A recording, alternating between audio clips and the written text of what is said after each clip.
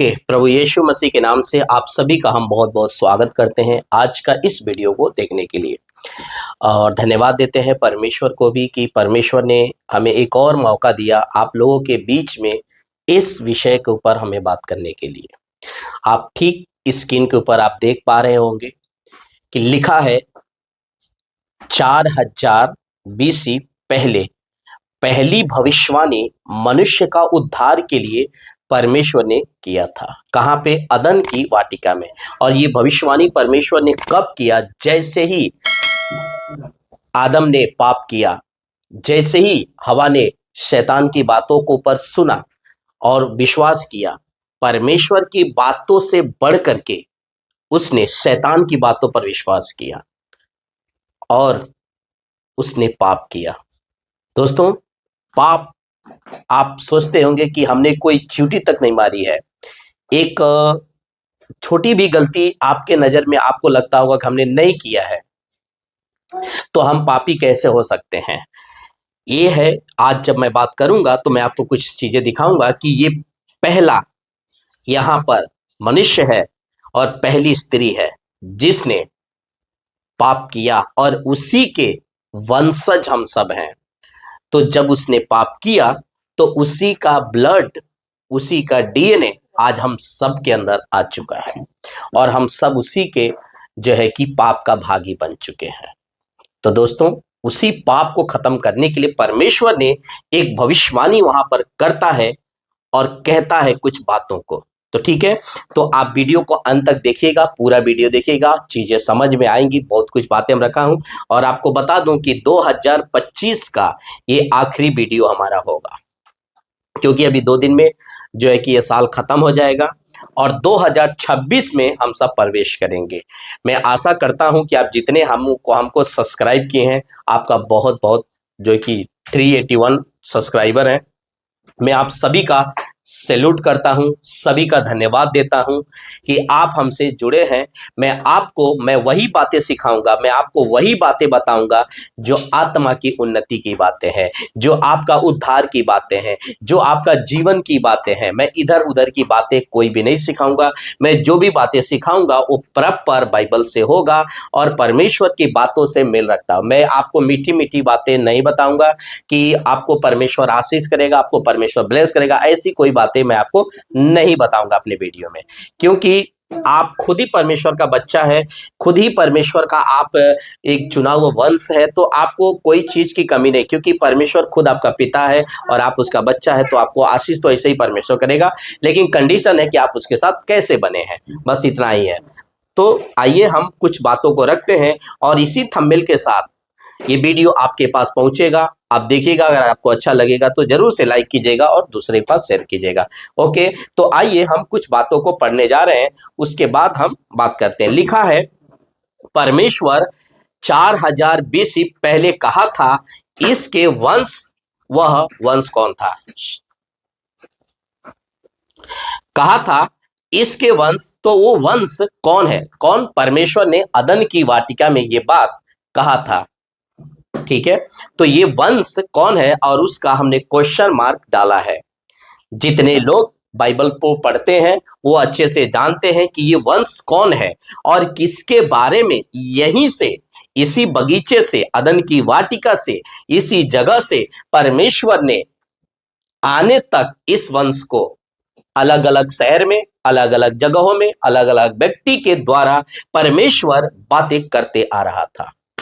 दोस्तों, आज जो दुनिया में 25 दिसंबर को क्रिसमस मनाया जाता है और 31 डे खुशी का दिन मनाया जाता है, ये हमारा खुशी का दिन नहीं है। 25 दिसंबर हमारा खुशी का दिन नहीं है, ये हमारे लिए यीशु क्रूस पर मारा गया। तो खुशी का दिन कैसे हो सकता है? ये कैसे हो सकता है दोस्त? जब हम यीशु को अपना उद्धारकर्ता करके, अपना प्रभु करके हम जब ग्रहण करते हैं, तो पहले ये बात को जान लें कि वो मेरे पापों के लिए उसने बलिदान किया है। अपने आप को, शरीर को उसने दे दिया है, अपने आप को उसने, प्राण को दे दिया है। किसके पापों के लिए? हम सबके पापों के लिए। तो खुशी का विषय कैसे हो सकता है? आप जो नाचते हो, रोडों पे नाचते हो, कि आज मसीहा पैदा हुआ, हमारा ये मैसेज नहीं है, पर मैं आपको ऐसे ही बोल देता हूं कि आप जो नाचते हो और गाते हो कि आज मसीह पैदा हुआ, आज मसीह दोबारा पैदा नहीं होगा। आप दोबारा उसको पैदा भी मत करिए, क्योंकि आपके कहने से उसको रिपीट नहीं हो सकता है।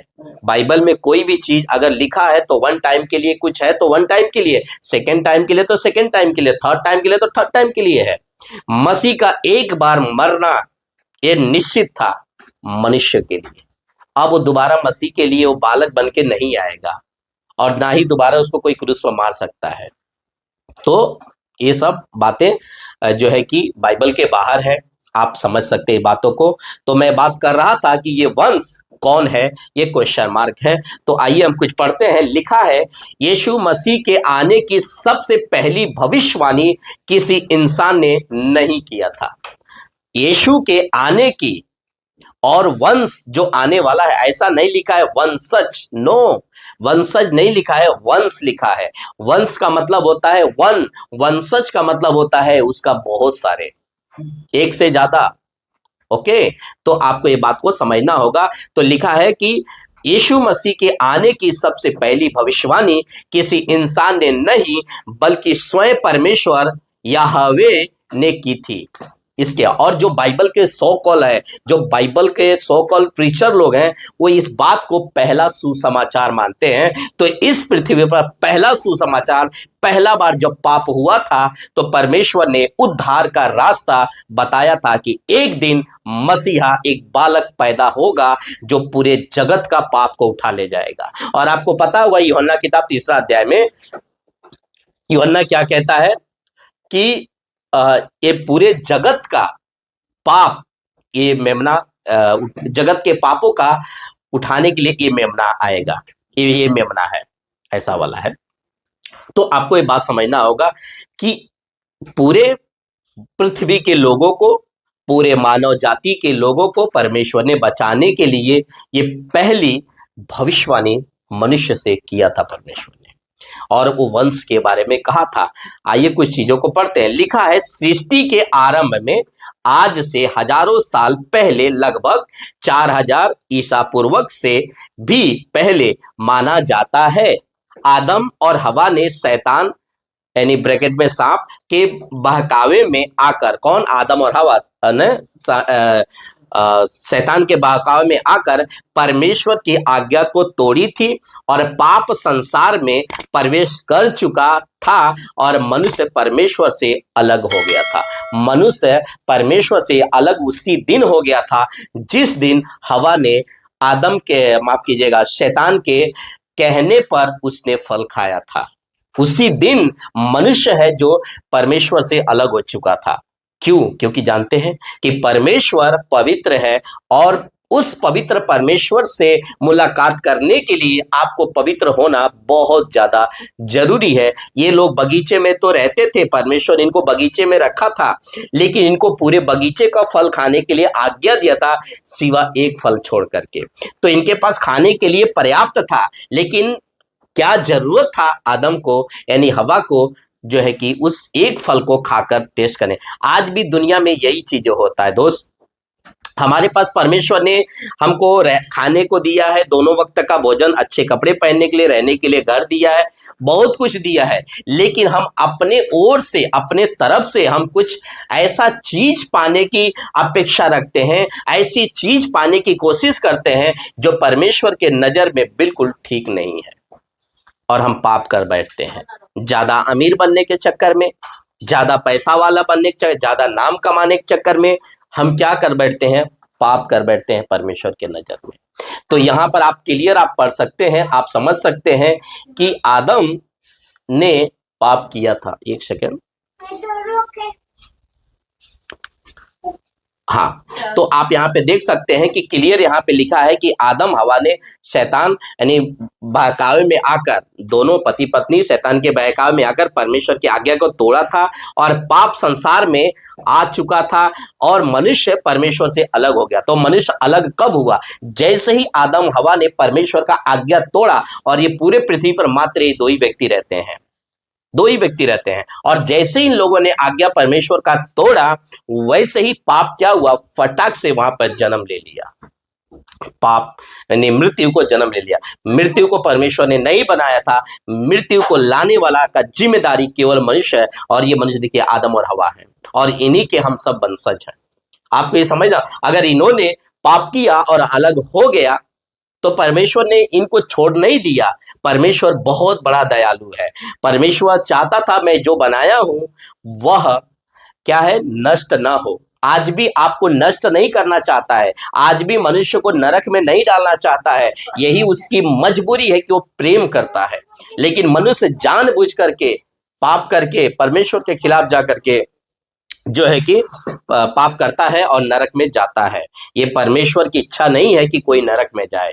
परमेश्वर चाहता है हर कोई सत्य को जाने और सत्य उसको इस बंधन से, इस पाप से आजाद करे। देखिए यहाँ पे जो पाप है, अब कोई भी आप काम कर लोगे, देखो यहाँ पर कोई प्रकार का हत्या नहीं हुआ, कोई प्रकार का व्यभिचार नहीं, कोई प्रकार का नशा नहीं, सिर्फ लिखा है उन लोगों ने परमेश्वर की आज्ञा को तोड़ा। क्लियर देखिए लिखा है, पाप संसार में आया कब, जब उन लोगों ने आज्ञा तोड़ा तब।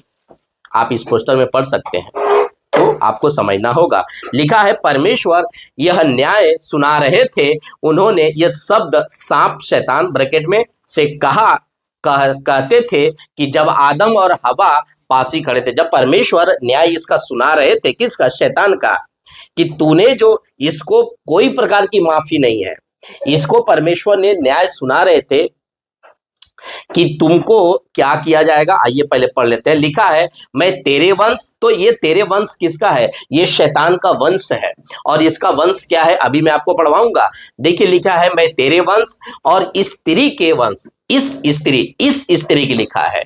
उसके बाद लिखा है और तेरे वंश, और तेरे वंश, तो ये भी शैतान का वंश है। और फिर लिखा है कि इसके वंश, तो इसके वंश किसके, स्त्री के वंश। स्त्री का वंश कहाँ होता है बताइए, हर चीजें। अच्छा मैं पहले पढ़वा देता हूं, स्त्री के वंश, और लिखा है स्त्री के वंश के बीच में मैं बैर उत्पन्न करूंगा। मतलब शैतान के और स्त्री के जो वंश होगा, ये दोनों वंश के बीच में मैं बैर उत्पन्न करूंगा। मतलब इसका ये होता है कि एक पाप और एक पवित्रता, ठीक है, ये पाप और पवित्रता में दोनों में कभी भी मेल नहीं खाएगा। दोस्त नहीं, वीडियो में आ रहा है, पीछे जाओ, ठीक है। तो आपको ये बात समझना होगा कि ये पाप और पवित्रता दोनों कभी एक नहीं हो सकता है। उसी तरह से आपको ये बात को समझना होगा कि परमेश्वर कभी एक नहीं कर सकता है, ठीक है। आइए इसका वचन पढ़ देते हैं। पहले लिखा है उत्पत्ति 3:15 में, और मैं तेरे वंश, मैं तेरे और इस स्त्री के बीच में, और तेरे वंश यानी शैतान के वंश और इसके वंश यानी स्त्री के वंश के बीच में बैर उत्पन्न करूंगा, और वह तेरे सिर को क्या करेगा, कुचल डालेगा, और तू उसके एड़ी को डसेगा। तो स्त्री का जो वंश आएगा ना, वो शैतान के सर को क्या करेगा, कुचल डालेगा।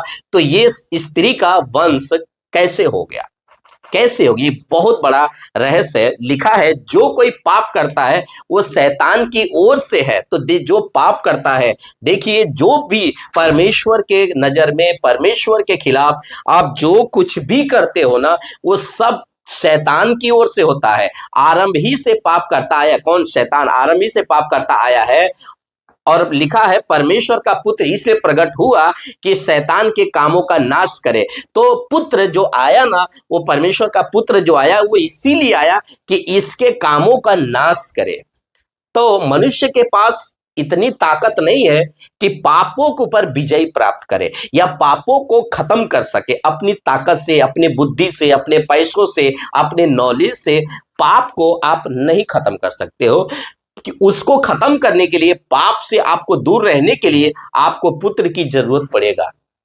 अगर आप पाप से बचना चाहते हो, आप उस पाप से छुटकारा पाना चाहते हो, जो अदन के वाटिका में जो पाप हुआ, तो उस पाप से छुटकारा पाने के लिए आपको पुत्र की जरूरत पड़ेगा। अगर पुत्र आपके पास नहीं है तो आपका पाप छुटकारा हो ही नहीं सकता, क्योंकि आपके लहू में इतनी पवित्रता नहीं है, आपके पास इतनी पवित्रता नहीं है कि आप पाप से छुटकारा पा लो। दोस्तों आपको ये बात को समझना होगा, कितनी गहरी बात है। लिखा है जो कोई परमेश्वर से जन्मा है वह पाप नहीं कर सकता, क्योंकि उसका बीज उसमें बना रहता है और वह पाप कर ही नहीं सकता, क्योंकि वह परमेश्वर से जन्मा है। तो लिखा है जब जो कोई परमेश्वर से जन्मा है, आपको पता होगा दूसरा कुरिन्थियों 5वां अध्याय वचन 17 में लिखा है, जो मसीह यीशु में है वो नया सृष्टि है। तो जो मसीह यीशु में जो आता है उसका एक नया जन्म होता है, और पुरानी बातें बीत गई, देखो सब कुछ नया हो गया। वो सब कुछ पुराना बीत जाता है। आपका जो भी पुराना पाप है, जो भी पुराना श्राप है, वो सब क्या होता है, मसीह में आकर खत्म हो जाता है और आपका एक नया जन्म होता है। जैसे एक नए बच्चे का जन्म होता है, उसी तरह से मसीह में आपका एक नया जन्म होता है और आपका पुराना सब पाप, पूरा पुराना साप, सब कुछ वहीं से क्या होता है, कट ऑफ हो जाता है, खत्म हो जाता है। तो इसीलिए हुआ, और उसका बीज यानी उसकी बातें, परमेश्वर की बातें आपके अंदर बना रहता है, तो आप पाप नहीं करोगे। आप किसी को गाली देने से आपको ना डर लगेगा, आपको किसी को फंसाने से, किसी को झूठ बोलने से आपको डर लगे, क्योंकि ये सब शैतान की ओर से है।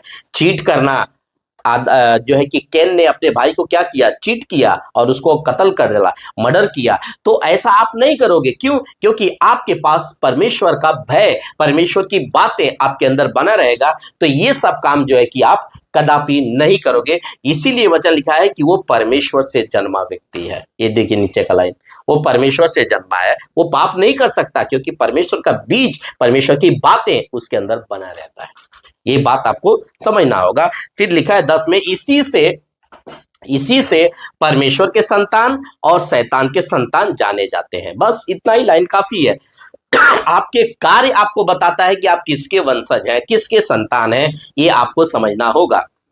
तो लिखा है, जो धार्मिकता का नहीं करता, जो धार्मिकता नहीं करता, धार्मिकता मतलब यीशु की बातों को लेकर नहीं करता, यीशु की कार्य नहीं करता, जो यीशु चाहता है, जो परमेश्वर चाहता है, वो काम नहीं करता, वो परमेश्वर से नहीं जन्मा है। अगर आप दूसरों को सुसमाचार नहीं बता रहे हो, आप मसीह में भली हो, लेकिन अगर दूसरों को आप सुसमाचार नहीं बता रहे हो, आपका विश्वास करना व्यर्थ है, बिल्कुल व्यर्थ है, क्योंकि आप परमेश्वर से नहीं हो। अगर आप परमेश्वर से होते तो धार्मिकता का लिखा है, जो कोई धार्मिकता नहीं करता, धार्मिकता का मतलब परमेश्वर की राज्य को बढ़ाता नहीं है, वो परमेश्वर से नहीं जन्मा है। ना वह जो परमेश्वर से प्रेम, ना वह जो अपने भाई से प्रेम रखता है। हमारा भाई कौन है? कि आपका, अगर समझो कि आपका एक माँ से आप 5 बच्चे जन्मे हैं, तो 5, अगर उस 5 में से अगर एक व्यक्ति अगर उद्धार पाता है, यीशु को अपना लेता है, तो वो जो भाई, जो 4 और बच्चे हैं, उसका भाई वो नहीं है, क्योंकि अब तो इसका नया जन्म हो चुका है और ये मसीह में नया सृष्टि हो चुका है। तो इसके 4 भाई वो नहीं है, वो भली सदी से दिखता है, क्योंकि अब यहाँ पर आकर क्या हो गया, ये शरीर में मर चुका है और जिंदा है, तो आत्मा में से जिंदा है। ठीक है। तो बाइबल जो भाई बताती है, वो एक विश्वासी को बताती है, एक जो प्रभु को उद्धार पाए हुए व्यक्ति है उसको भाई बताती है। वो भी जो वचन को सही तरीके से मानता है, सही तरीके से लेके चलता है, खरी वचन को मानता है, जैसा परमेश्वर सिखाता वैसा चलता है, वो हमारा भाई है। आपको ये सब बातें समझना होगा। सब विश्वासी हमारे भाई नहीं है। क्लियर बताता है बाइबल कि सब विश्वासी हमारे भाई नहीं है। अगर आपको नहीं विश्वास है, 1 कुरिन्थियों 5वां अध्याय या दूसरा कुरिन्थियों, ध्यान में नहीं आ रहा है, 5 का 10 में लिखा है, 1 कुरिन्थियों 5 का 10 में चाहिए तो आप पढ़ लीजिएगा कि जो भाई कहला करके अगर वो मूर्ति पूजा करता है, अगर वो व्यभिचार करता है, अगर वो गाली देता है, झूठ बोलता है, तो उससे परमेश्वर का वचन कहता है, पौलुस कहता है, उससे तुम अलग रहो, उसके साथ खाना तक भी मत खाओ। तो इसके लिए हम कह दिया कि आपको मसीह पर सब विश्वास करने वाले हमारे भाई नहीं हो सकते। जो परमेश्वर के वचन को लेकर चलते हैं, उनके वचन को मानते हैं, वही हमारा भाई है। ओके, तो ये आपको बात समझना होगा। लिखा है, शांति का परमेश्वर शैतान को तुम्हारे पांव के नीचे शीघ्र कुचलवा देगा। शैतान को, देखिए, शांति का परमेश्वर शैतान को तुम्हारे पांव के नीचे शीघ्र कुचलवा देगा। प्रभु मसीह का अनुग्रह तुम पर होता रहेगा। तो शैतान, आप परमेश्वर आपके द्वारा शैतान को क्या करेगा? कुचलवा देगा। तो अब आप शैतान का क्या है, जो उसकी कार्य है, जो पाप है, जो बुराइयां हैं, जो निंदा करने वाली बातें, व्यभिचार वाली बातें, झूठ बोलने वाली, नशा करने वाली, आपको ये सब बातें जैसे आप उद्धार पाते हो, परमेश्वर आपको सामर्थ्य देता है कि इन सभी चीजों को आप क्या करते हो, पैरों के तले कुचल डालते हो कि मुझे ये नहीं चाहिए, मुझे ये झूठ नहीं बोलना है, मुझे नशा नहीं करना है, क्योंकि हमारा देह परमेश्वर का मंदिर है। ये सब बातें आपको समझना होगा और ये सब बातें मसीह के बारे में लिखा गया है।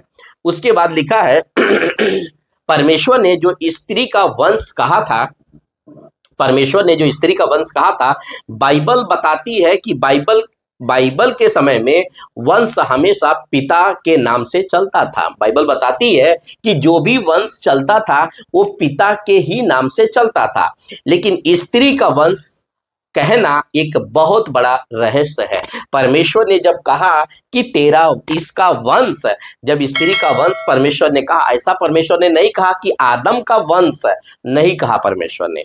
तो आपको ये लाइन क्लियर कहता है कि ये मसीह के बारे में ही जिक्र होता है। अभी मैं वचन को रखूंगा तो दूध का दूध पानी का पानी हो जाएगा कि मसीह के ही बारे में कहता। तो ये पुराना नियम है मेरे भाई, और हम पुराना नियम से ही पढ़ रहे हैं, अभी हमने नया नियम नहीं रखा है, पुराना नियम ही रखा है। तो कुछ लोग कहते हैं कि मसीह कहाँ पुराना नियम में है और तुम्हारा सनातन परमेश्वर, तुम्हारा 2025 साल का परमेश्वर है। नहीं, ये बाइबल में क्लियर बताता है कि यीशु नाम पुराना नियम में नहीं है, लेकिन मसीह का जिक्र जरूर है, पुत्र का जिक्र जरूर है बाइबल में। ये बात को आपको समझना होगा। तो यहाँ पे स्त्री का वंश परमेश्वर ने कहा था, और ये बहुत बड़ा रहस्य है। यह यीशु के कुंवारी से जन्म, वर्जिन बर्थ की ओर इशारा करता है।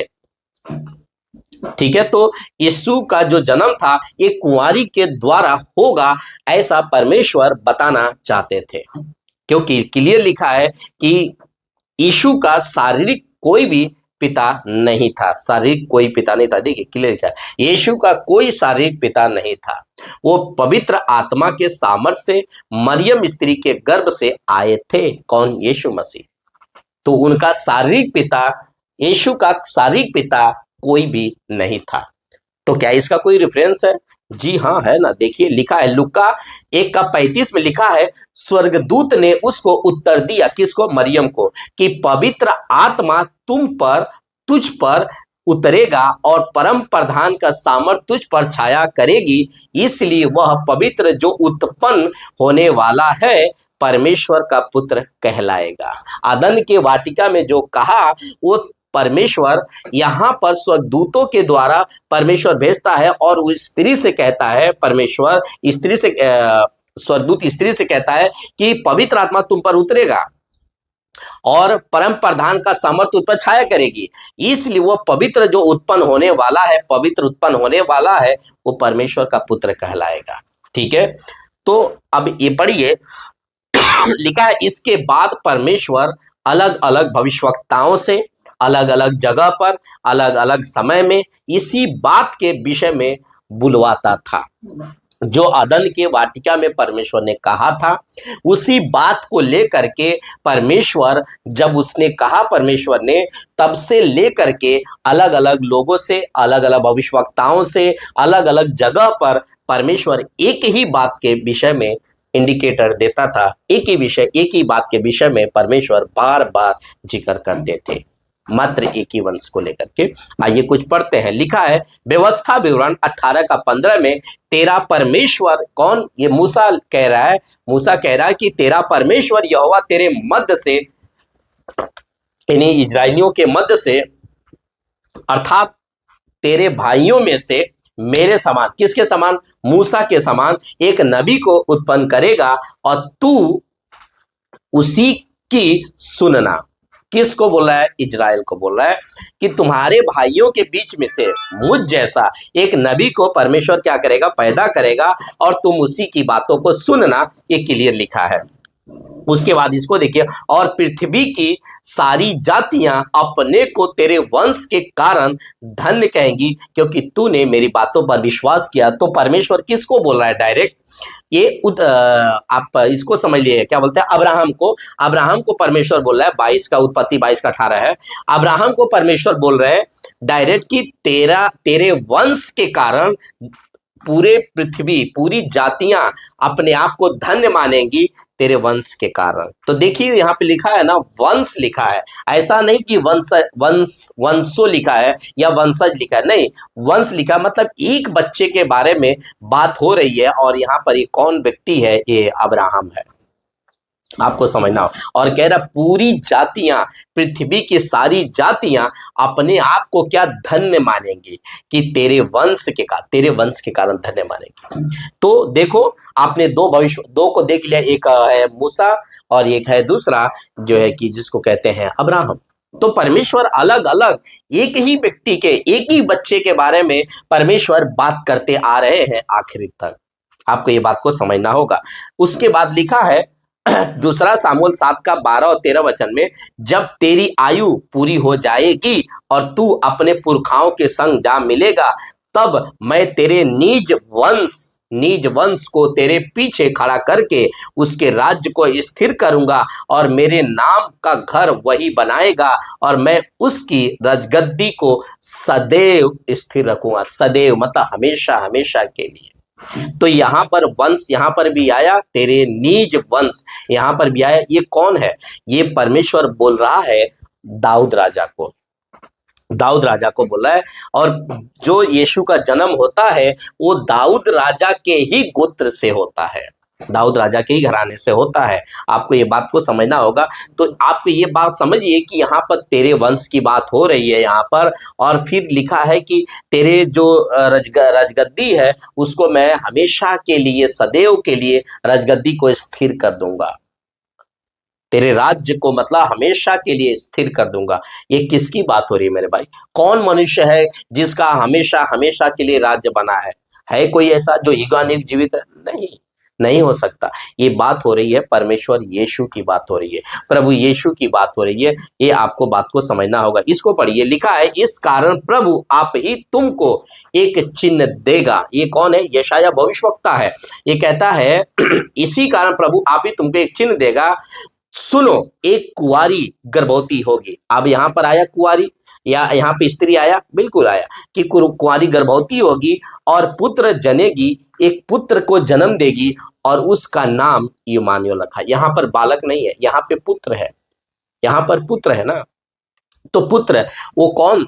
पुत्र किसको बता रहा है? और उसका नाम क्या होगा? इम्मानुएल। उसका मतलब होता है कि परमेश्वर हमारे साथ है, मतलब इजरायलियों के साथ है, यहूदियों के साथ है। ये वाला कॉन्सेप्ट है, आपको ये बात को समझना होगा। ये किसके बारे में भविष्यवाणी है? इजरायलियों के लिए, यहूदियों के लिए। आपको ये बात समझना। जब इन लोगों ने नहीं माना, इन लोगों ने यीशु को नहीं अपनाया, तब परमेश्वर ने सुसमाचार अन्य जातियों को भेजा। मेरे भाई, आज हम लोग धन्य व्यक्ति हैं, आज हम लोग धन्य व्यक्ति हैं कि आज परमेश्वर ने हम लोगों के लिए दरवाजा खोला है। उसकी दया और उसका अनुग्रह को समझना बहुत जरूरी है। सब जातियों के लिए दरवाजा नहीं खुला था। अगर यहूदी, अगर इजरायली उस वक्त में यीशु को अगर मान लिए होते, अपना लिए होते, तो आज पूरी जातियां उद्धार नहीं पाती। लेकिन उन लोगों ने नहीं माना, यीशु को मार डाला क्रूस पर।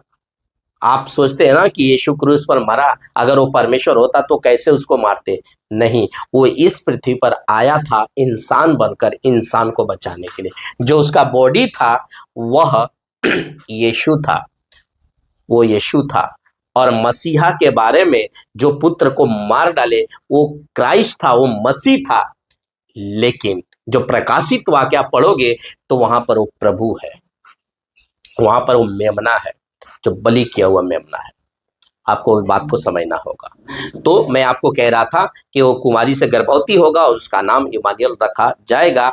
ये यीशु को आने से पहले सारी बातें चल रही है। ऐसा कौन बालक जन्म लिया कि जिसको ऐसी ऐसी बातें चल रही है? आपकी बात समझना होगा। लिखा है निश्चय उसने हमारे रोगों को सह लिया, निश्चय हमारे रोगों को। यशायाह 53 का 53 का 4 है लिखा है, यशायाह कहता है, निश्चय वो उसने हमारे रोगों को सह लिया और हमारे ही दुखों को उठा लिया, तो भी हमने उसे परमेश्वर का मारा, कूटा और दुर्दशा में पड़ा हुआ समझा। अब ये बालक अभी तक पैदा ही नहीं हुआ है, तभी इसके बारे में, इसके साथ क्या क्या होगा, ये क्या क्या करेगा, ये पहले ही से जो है कि यशायाह भविष्यवक्ता लिख करके और दे देता है यहूदियों लोग को। लेकिन ये किताब पढ़ते हैं, लेकिन उनको चीजें अभी तक समझ में नहीं आती है। ये 5 वाले पढ़ते हैं, लिखा है, परंतु वह हमारे ही अपराधों के कारण घायल किया गया, वो हमारे ही अपराधों के कामों के कारण कुचला गया, हमारी ही शांति के लिए उसके ऊपर ताड़ना पड़ी कि उसके खोड़े खाने से हम चंगे हो जाएं। तो यहाँ पर खुशी मनाने का, नाचने का, कूदने का कॉन्सेप्ट ही तो खत्म हो जाता है। वो सब कुछ हमारे लिए किया है मेरे भाई, तो हमें खुशी मनाने की कहाँ आवश्यकता है। आप जो 25 दिसंबर को, 31 डे को आप जो खुशी मनाते हो, नई साल, या 25 दिसंबर को यीशु जन्म हुआ, ऐसा जो खुशी आप मनाते हो, आप बताओ ये यशायाह 53 को पढ़कर आप खुशी मना सकते हो? नहीं, खुशी मनाने का विषय नहीं है। अगर आप मसीह को जान चुके हैं तो आप उसको, एक ही काम है, सुसमाचार फैलाना, उसके राज्य की बढ़ोतरी करना, लोगों को बताना, आत्मा जीतना, सुसमाचार फैलाना, एक ही काम है मेरे भाई। कॉन्सेप्ट एक ही है। हम इसको खुशी नहीं कह सकते। क्लियर लिखा, हमारे अपराधों के कारण, हमारे अधर्मों के कारण कुचला गया, और हमने उसको किसको बारे में समझा कि परमेश्वर ने इसको क्या किया, इसको मारा पीटा नहीं, वो खुद को अपने आप को दिया है, खुद को अपने आप को दिया है। ये बात को आपको समझना होगा। तो परमेश्वर अलग अलग, यहाँ पर देखिए, यीशु को पैदा होने से पहले ये सारी बातें चल रही है। बताइए, ऐसा नॉर्मल कौन बालक होगा जिसको पैदा होने से ही पहले बारे में बता दिया जा रहा है कि वो ऐसा उसका होएगा, वो ये चीजें करेगा? बताओ कैसे हो सकता है? एक कुंवारी का जन्म, कुंवारी के गर्भ से जन्म लेना, उसके बाद से ये क्या क्या करेगा, इसके साथ क्या क्या होगा, ऐसा कौन नॉर्मल व्यक्ति होगा? आप बताओ, कौन नॉर्मल व्यक्ति होगा? वंश के बारे में, स्त्री के वंश के बारे में परमेश्वर ने बात किया, तो ये नॉर्मल व्यक्ति कैसे हो सकता है? आप भी जरा लॉजिक लगाओ। एक विश्वासी या अविश्वासी कोई भी देखता हो, लॉजिक लगाओ कि एक नॉर्मल व्यक्ति के बारे में परमेश्वर कैसे भविष्यवाणी करेगा। और इतने बड़े बड़े भविष्यवक्ता, जो आने वाली बातें हैं, परमेश्वर अपने भविष्यवक्ता जो बात कैसे करेगा नॉर्मल व्यक्ति के बारे में, आपको ये बात को समझना होगा। आपके ऊपर छोड़ देते हैं। लिखा है यशायाह 9:6 में, क्योंकि हमारे लिए इजराइलियों की बात हो रही, हमारे लिए एक बालक उत्पन्न हुआ, हमें एक पुत्र दिया गया और प्रभुता उसके कांधे पर होगी। तो हमारे लिए एक बालक दिया गया, यानी मसीह हमें जब पैदा हुआ तो हमें एक बालक दिया गया। उसके बाद लिखा है, उसके बाद हमें एक पुत्र दिया गया। अब ये आता है दानियल के किताब, उसका 9 अध्याय वचन 26 में 62 सप्ताह जैसे पूरा होगा, अभिषेकित पुरुष काटा जाएगा। 27 एडी में जो है कि यीशु का बपतिस्मा होता है, और 31 एडी में उसको मार दिया जाता है क्रूस के ऊपर, और 34 एडी में स्टीफन को मारा जाता है। और स्टीफन, आप प्रेरितों की किताब 7वां अध्याय में पढ़ सकते हो, जैसे स्टीफन को मारा जाता है, सुसमाचार तितर पितर हो जाता है पूरे जगत में। यानी यरूशलेम में ये चीजें होने वाला था, क्योंकि गवाही यरूशलेम से आने वाला था, लेकिन लोगों ने नहीं माना, तो सुसमाचार यरूशलेम के बाहर चला गया।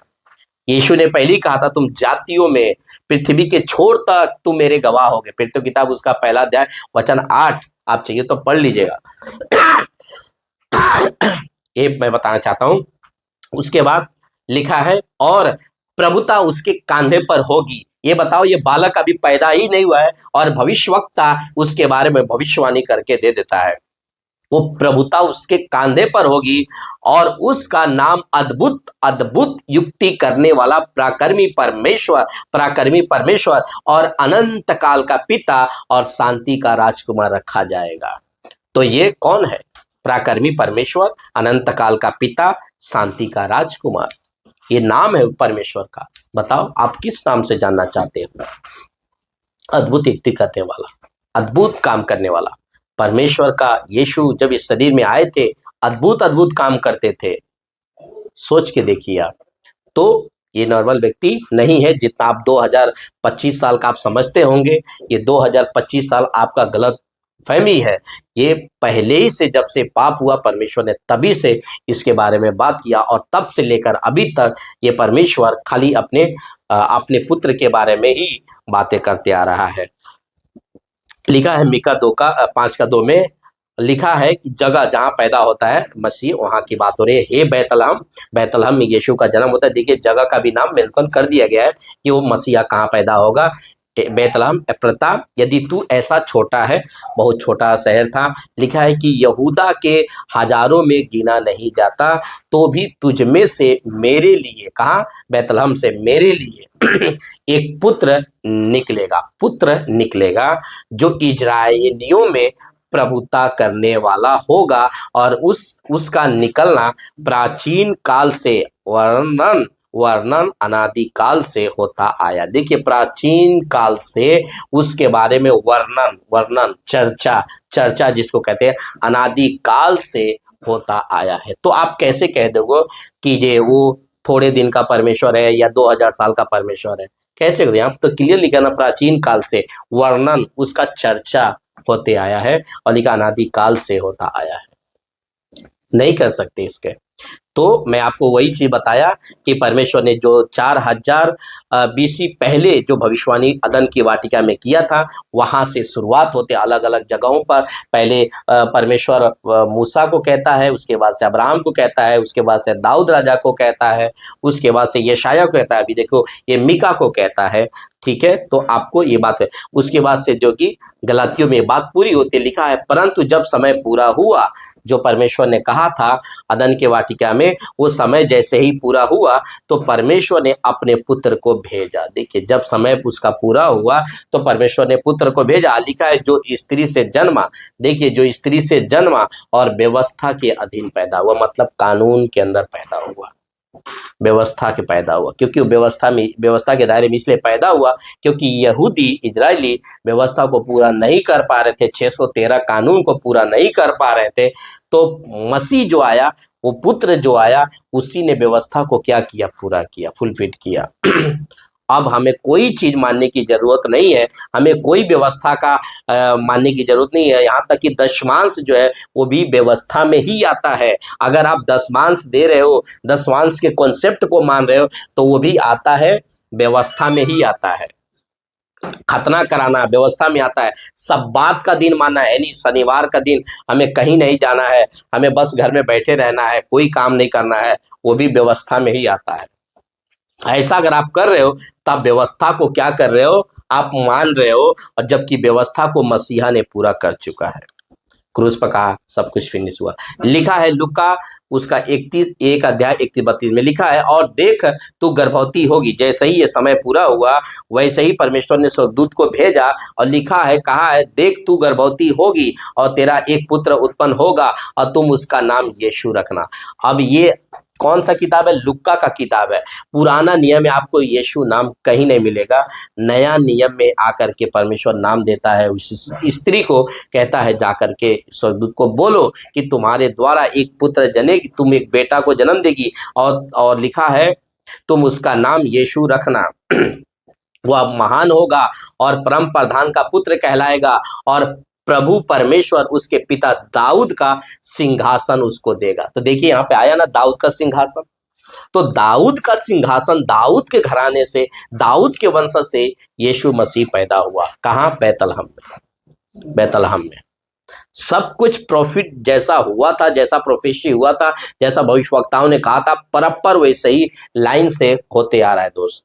ये कोई कथा कहानी नहीं है, ये बाकायदा परमेश्वर की भविष्यवाणी, परमेश्वर की बताई हुई बातों के हिसाब से भविष्यवक्ता सुनते थे और जाकर के इजरायलियों को बताते थे और बाकायदा लिखते थे, और उसके अनुसार जो है कि सब पूरा होता था। तो लिखा है कि दाऊद के सिंहासन उसको जो है कि उसको देगा। किसको? यीशु को देगा। लिखा है उसके वहां रहते हुए उसके जनने के दिन पूरे हुए और वह अपना पहलौठा पुत्र जनी, कौन? मरियम पहलौठा पुत्र जनी, और उसे कपड़े में लपेट कर चरनी में रखा गया, क्योंकि उनके लिए सराय में जगह नहीं था। इतना अपने आप को परमेश्वर ने नम्र किया, इतने अपने आप को दीन किया कि वो चाहता तो किसी राजा के महल में जन्म ले सकता था, लेकिन उसको चरनी में जन्म लेने की क्या आवश्यकता थी, ये आपको बात समझना होगा। तो लिखा है सराय में उसने जन्म लिया और वहां जो कपड़े थे जो जानवर को रखते हैं वो कपड़े उसने लेकर के और उसमें लपेट करके रखा गया, क्योंकि उनके लिए सराय में जगह न मिली थी। नहीं, उसको जगह भी नहीं मिला। आप सोच के देखो, क्योंकि उसी समय में क्या चल रहा था, जनगणना चल रहा था, सब जगह के लोग आ रहे थे। अब सोचिए इतनी गर्दी, इतनी भीड़ होगी उस समय में। और लिखा है उसके बाद से लुका 2:10 में, तब स्वर्गदूत ने उनसे कहा, किसे, चरवाहों से कहा, मत डरो, क्योंकि देखो मैं तुम्हें बड़े आनंद का सुसमाचार सुनाता हूं, जो सब लोगों के लिए होगा। तो सब लोगों के लिए होगा, सब लोगों के लिए होगा। तो ये बात अभी भी हो रही है, इजराइलियों की, यहूदियों के ही, सब लोगों के लिए, अन्य जातियों के लिए नहीं हो रही है, क्योंकि अभी मसीह पैदा हो रहा है। जब वो क्रूस पर मर जाएगा और स्टीफन जब तक नहीं मारा गया तब तक सब जातियों के लिए दरवाजा नहीं खुला था। दरवाजा तभी खुलता है जब स्टीफन को मार दिया जाता है। तब तक ये स्वर्गदूत संदेशा देते हैं, पहला सुसमाचार इन्हीं को मिलता है, किसको, करेरियों को, जो भेड़ों की रखवाली कर रहे थे। और ये जो भेड़ों की रखवाली कर रहे थे, ये साधारण लोग नहीं थे, ये साधारण भीड़ नहीं थे, ये वो भेड़े थे जो मंदिर में, यरूशलेम के मंदिर में उनको बलि किया जाता है।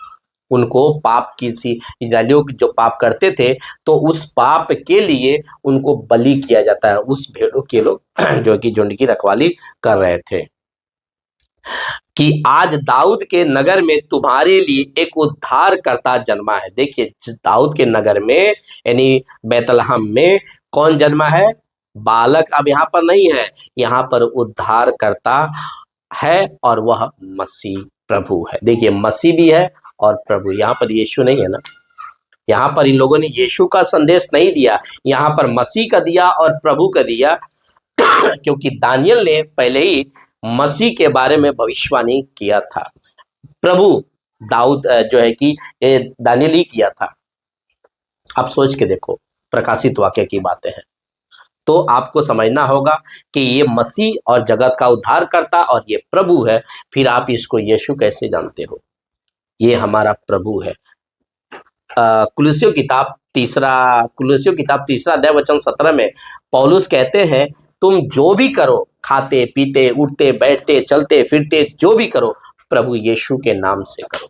प्रभु यीशु के नाम से अपना स्टार्टिंग करो, प्रभु यीशु के नाम से प्रार्थना करो, प्रभु यीशु के नाम से दुष्ट आत्मा को डांटो, प्रभु यीशु के नाम से बीमारों को ऊपर हाथ रखो, बीमार चंगे होंगे। आपको जो भी करना है प्रभु यीशु के ही नाम से करना है, क्योंकि शैतान यीशु के नाम से नहीं डरता है, शैतान प्रभु यीशु के नाम से डरता है।